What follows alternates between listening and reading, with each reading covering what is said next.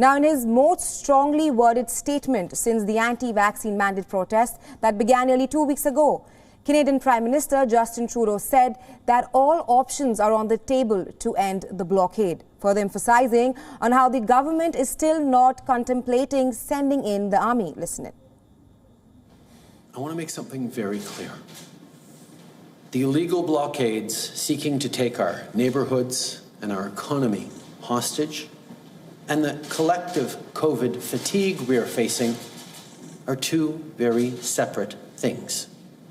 If you joined the protests because you're tired of COVID, you now need to understand that you are breaking laws.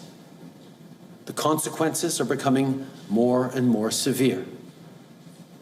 You don't want to end up losing your license, end up with a criminal record, which will impact your job, your livelihood, even your ability to travel internationally, including to the US. We've heard your frustration with COVID, with the measures that are there to keep people safe. We've heard you. It's time to go home now. Meanwhile, 2 days after Ottawa declared a state of emergency, Canada's Ontario province has also invoked state of emergency, threatening fines and jail time, all in a bid to end the blockade that is only growing with each passing day. Now, the Freedom of Convoy truckers who are protesting against the COVID-19 mandates have caused major disruptions in multiple areas of the province in recent weeks.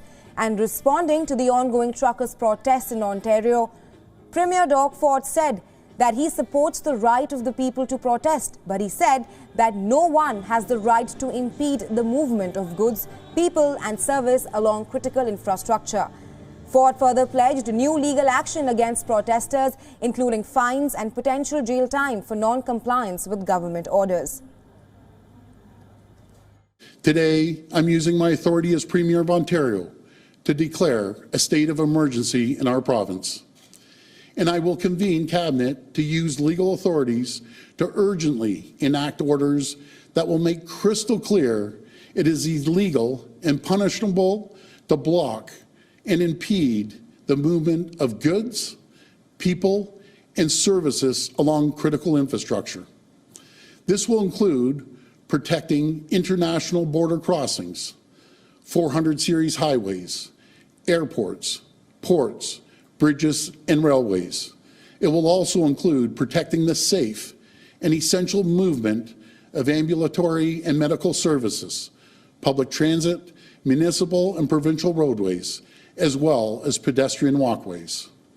Fines for non-compliance will be severe, with a maximum penalty of $100,000 and up to a year imprisonment. Meanwhile, it is not only Canada which is reeling under an avalanche of anti-vaccine mandate protesters. The Freedom of Convoy has taken a global stage. Various countries have found inspiration in Canada's ongoing Freedom Convoy protests. Now, after New Zealand, scores of protesters marched in France, opposing COVID vaccination rules and other COVID restrictions. I think we can really say thank you to them because of them, because of the truckers and everybody, all Canadians, they kind of federate all the people. So that's why in Australia, in New Zealand, and now in Europe and France, the people look at it, and I guess it really pushed them to go on the street and fight for the freedom too. And inspired by horn-blaring Freedom Convoy demonstrations in Canada, scores of motorists from several cities across France gathered outside Paris, defying police orders to not enter the city. And expressing concern, French Prime Minister Jean Castex has asserted on how, despite the Constitution guarantees of right to protest, the right to block others or prevent freedom of movement is not guaranteed. Le droit de manifester et d'avoir une opinion est un droit constitutionnellement garanti dans notre République et dans notre démocratie. Oui. Le droit de bloquer les autres ou d'empêcher d'aller et venir ne l'est pas. Donc oui, nous avons pris, j'ai demandé au ministre de l'Intérieur, au préfet de police de prendre des mesures pour ne pas bloquer, comme c'était semble-t-il l'intention des manifestants, pour ne pas bloquer donc, Paris. S'ils vont à Paris, ils seront arrêtés ? Ils seront arrêtés. Absolument, bien sûr. Des contrôles seront faits s'ils bloquent la circulation ou s'ils entendent bloquer la capitale.